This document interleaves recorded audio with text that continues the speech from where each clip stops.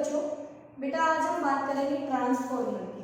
ठीक है, ट्रांसफॉर्मर आपने देखा भी है, जो हमारी पोल्स के ऊपर जो छोटा सा एक आप मतलब एक डिवाइस सा जो आप देखते हैं, ठीक है, जिसमें से हुमिंग नॉइज यानी जैसे मधुमक्खी आवाज करती रहती है ऐसी आवाज आती रहती है, वो हमारा ट्रांसफॉर्मर ही होता है। ठीक है, तो जो ट्रांसफॉर्मर होता है इसका काम क्या है बेटा, ये क्या काम, किस काम में ये यूज में आता है, तो ये हमारी करंट की और वोल्टेज की, इन दोनों को चेंज करने के काम में आता है, यूज होता है। ठीक है, अब कैसे वर्क करता है ये, इसका प्रिंसिपल क्या है, तो ट्रांसफॉर्मर का जो प्रिंसिपल है बेटा, प्रिंसिपल सिद्धांत किस वर्क पे काम करता है, तो वो है MI, mutual induction, mutual induction. क्योंकि इसकी जो बनावट है, जिस हिसाब से ये बना हुआ है, जब आप देखेंगे तो आप खुद समझ जाएंगे कि म्यूचुअल इंडक्शन क्यों इसका प्रिंसिपल है। तो देखिए कंस्ट्रक्शन देखते हैं पहले इसकी। इसमें आयरन कोर होती है लैमिनेटेड, तो जिसको मैं ऐसे दिखा रही हूँ आपको। एक्चुअल में इसकी ये जो आप लूप देख रहे हैं ये ऐसे नहीं होती है, ये कुछ इस तरह से होती है कि आप सिर्फ इतना पार्ट देखिए, ये वाला पार्ट, अगर मैं कोई थ्रेड लेके और इसके ऊपर ऐसे ऐसे बाउंड कर दूं इस तरह से, तो वो चीज मैं आपको यहाँ दिखा रही हूँ। तो उसके अंदर जो ये पार्ट गया है ये उसका कोर बनेगा, और जो रेक्टेंगुलर लूप सी आपको दिखाई देगी ऐसे। ठीक है, तो ऐसी बहुत सारी, ये जो अंदर का जो पार्ट आप देख रहे हैं जिसकी थिकनेस आपको ऐसी बहुत सारी ये सीट्स ऐसे लगा के, और उसके ऊपर हम वायर्स बाउंड करेंगे जो अभी मैं आपको दिखाने वाली हूँ। तो ये इसकी कोर होती है, लैमिनेटेड आयरन कोर यूज करते हैं बेटा। क्यों, उसका कारण भी आपको पता चलेगा। तो सबसे पहले ये हमारी कोर है, लैमिनेटेड आयरन कोर। ठीक है, इसके ऊपर यहां से कॉपर वायर ऐसे बाउंड की हमने, जो इनपुट सर्किट यानी सोर्स से कनेक्ट कर दी हमने, एसी सोर्स लिया यहाँ पर, क्यों लिया है एसी सोर्स, जो इसका प्रिंसिपल है उसी से आपको क्लियर होगा। ठीक है, तो ये एसी सोर्स हो गया, ये इनपुट है, इनपुट कॉइल, इसको हम प्राइमरी कॉइल से भी रिप्रेजेंट कर देते हैं, प्राइमरी कॉइल। ठीक है, ये इसकी नंबर ऑफ टर्न्स होती है बेटी, तो ये number of turns, primary turns NP से रिप्रेजेंट करते हैं, number of turns in primary coil. Okay, उसके बाद इधर हमारी सेकेंडरी कॉइल आएगी, वो ऐसे बाउंड हो रही है, और यहाँ एक लोड रेजिस्टेंस लगा होगा RL, जिसके अक्रॉस आपको आउटपुट मिलेगी। तो ये आउटपुट सर्किट, ये सेकेंडरी कॉइल,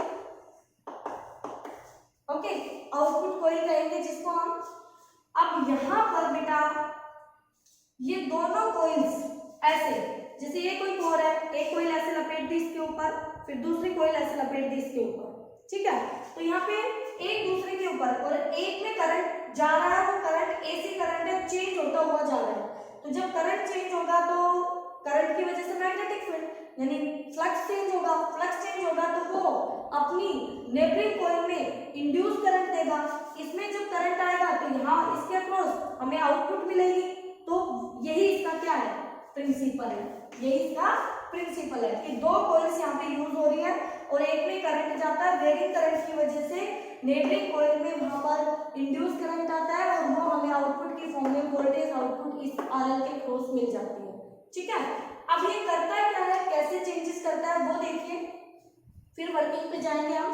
तो सबसे पहले जो हमारा ट्रांसफॉर्मर होता है बेटा, वो दो तरह का होता है। एक होता है स्टेप अप ट्रांसफॉर्मर, एक होता है स्टेप डाउन ट्रांसफॉर्मर। ये मैं ट्रांसफॉर्मर के लिए लिखी हूँ, आपको शॉर्ट में नहीं लिखना है कुछ भी। ठीक है, अब देखिए स्टेप अप में वोल्टेज को इंक्रीज करेगा, वोल्टेज को इंक्रीज करेगा, उल्टा करेगा करंट के साथ, जो जिसको इंक्रीज कर रहा है दूसरे के साथ उल्टा होगा। आई को, करंट को डिक्रीज करेगा, आई डिक्रीजेस। स्टेप डाउन, वी को डिक्रीज एंड आई को इंक्रीज। हमें हमेशा इसके नाम से याद रखना है और इसका नाम वैसी वोल्टेज, तो वोल्टेज से ध्यान रखेंगे। तो स्टेप अप में वोल्टेज बढ़ेगी, स्टेप डाउन में वोल्टेज घटेगी। इसका उल्टा हमें अपने आप ध्यान रहेगा, जिसमें वोल्टेज बढ़ रही है उसमें अपने आप करंट घट रहा है और जिसमें वोल्टेज घट रही है उसमें करंट बढ़ रहा है। ठीक है, तो स्टेप अप में वोल्टेज इंक्रीज, स्टेप डाउन में voltage decrease. Okay, step up का मतलब क्या होता है वो सुनिए आप। नंबर ऑफ टर्न्स प्राइमरी में एंट्री थी, सेकेंडरी में एनएस से रिप्रेजेंट करेंगे सेकेंडरी में। तो स्टेप अप में, स्टेप अप में बढ़ना, तो नंबर ऑफ टर्न्स सेकेंडरी की ज्यादा होंगी प्राइमरी से स्टेप अप में, ध्यान रखना बेटा। स्टेप डाउन में घटना, इससे कम होना, नंबर ऑफ टर्न्स सेकेंडरी की कम होगी नंबर ऑफ टर्न्स प्राइमरी से। बात समझ में आई? ठीक है, ओके। ये था आपका ट्रांसफॉर्मर, दो तरह का, स्टेप अप, स्टेप डाउन। हमें कहीं पे वोल्टेजेस डाउन करनी होती है, कहीं पे वोल्टेजेस इंक्रीज करनी होती है, क्योंकि जहां पर बिजली बनाई जाती है, डैम वगैरह जहां होता है, तो वहां पर क्या होता है, वहां से बहुत ज्यादा वोल्टेज की हमें सप्लाई भेजनी होती है, इलेक्ट्रिसिटी। ठीक है, तो वहां पर ट्रांसफॉर्मर स्टेप अप यूज किए जाते हैं ताकि बहुत ज्यादा हाई वोल्टेज बना के और उसको लाइनों के थ्रू ट्रांसमिट किया जाए। फिर रास्ते में उसका पावर लॉस होता है, फिर एक पावर स्टेशन होता है, वहां पे उसका स्टेप डाउन किया जाता है, उसको वोल्टेज डिक्रीज की जाती है। फिर आप गांव में देखते हैं जब जगह लगे होते हैं और घरों में जाती है तो वो 220 पे पहुंचती है। इससे पहले बहुत ज्यादा वोल्टेज होती है, जो वोल्टेज लाइन ट्रांसमिशन के थ्रू आती है पावर स्टेशन तक, और फिर उनको स्टेप डाउन ट्रांसफॉर्मर की हेल्प से 220 वोल्टेज में क्या कर दिया जाता है, डाउन कर दिया जाता है। ठीक है, तो उसमें ये जो H है, I²RT, यहाँ पर जब वोल्टेज ज्यादा करते हैं पावर स्टेशन पे तो कम करंट होता है, तो करंट कम होता है तो हीटिंग इफेक्ट कम होता है, तो वहां पे हमारी एनर्जी लॉस भी कम होता है। ठीक है बेटा, तो ये भी एक बहुत ही इंपॉर्टेंट पॉइंट है कि भाई हाई वोल्टेज क्यों ट्रांसमिट करते हैं वहां पर, क्योंकि वोल्टेज हाई होगी तो करंट कम होगा और करंट का स्क्वायर और कम हो जाएगा, तो हीटिंग लॉस जो होगा वो हमारा कम होगा वहां पर। ओके, तो ये था हमारा ट्रांसफॉर्मर का टाइप कि दो तरह के ट्रांसफॉर्मर है हमारे पास, एक स्टेप अप है, एक स्टेप डाउन है। स्टेप अप में नंबर ऑफ टर्न्स सेकेंडरी की ज्यादा होंगी, स्टेप डाउन में सेकेंडरी की कोइल्स टर्न्स कम होंगी कोइल में। ठीक है, ये उसका कंस्ट्रक्शन है और उसकी वर्किंग क्या है वो देखिए ध्यान से, क्योंकि ये म्यूचुअल इंडक्शन पर वर्क करता है, तो हम यहाँ पर लिख सकते हैं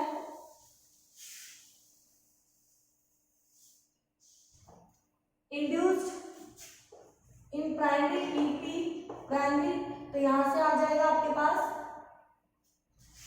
इंड्यूस्ड इन प्राइमरी। एक सेकेंड,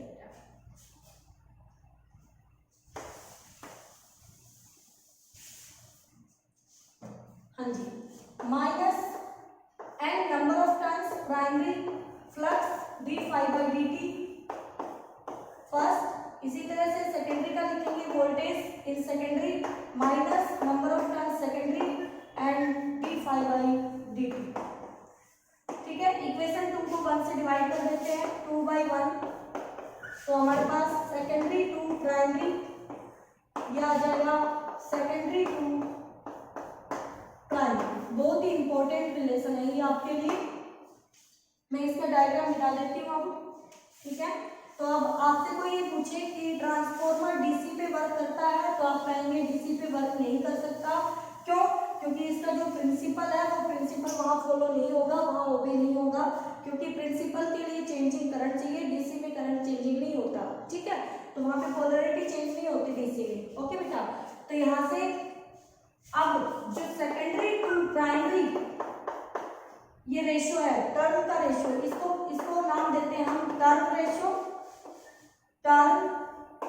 रेशियो और ट्रांसफॉर्मर रेशियो, ठीक है। और यहीं से इसको वोल्टेज की टर्म में देखें तो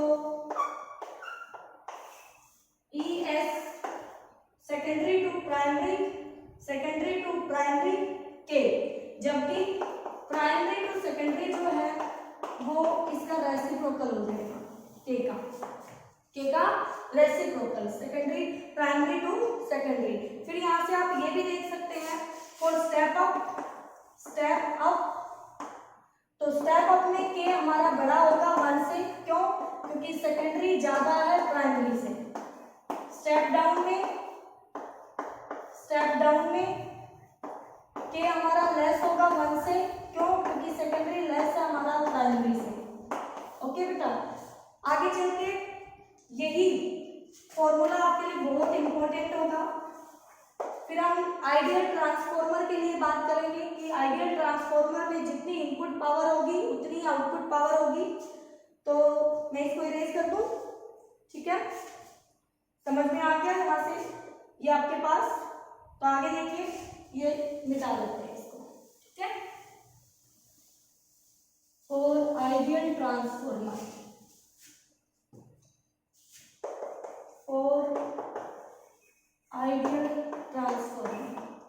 input power equal to output power होती है वोल्टेज इनटू करंट। तो इनपुट पावर प्राइमरी सेकेंडरी, तो यहाँ से secondary to primary voltage equal to primary to secondary current. देखिए अब यहाँ उल्टा हो गया है, तो ये जो होता है ये टर्न रेशियो के इक्वल आया था, यानी कि नंबर ऑफ टर्न्स सेकेंडरी, जैसी वोल्टेज वैसी टर्न्स सेकेंडरी अपॉन में प्राइमरी, बट करंट में उल्टा हो गया है। तो ये आप फोकस करें इस पे अच्छे से, और ये इक्वल टू आया था टर्न रेशियो के। देखिए ये बहुत ही इंपॉर्टेंट फॉर्मूला बन के आया है फॉर आइडियल ट्रांसफॉर्मर के लिए, ठीक है। तो बेटा ये थी आपकी ट्रांसफॉर्मर की कहानी।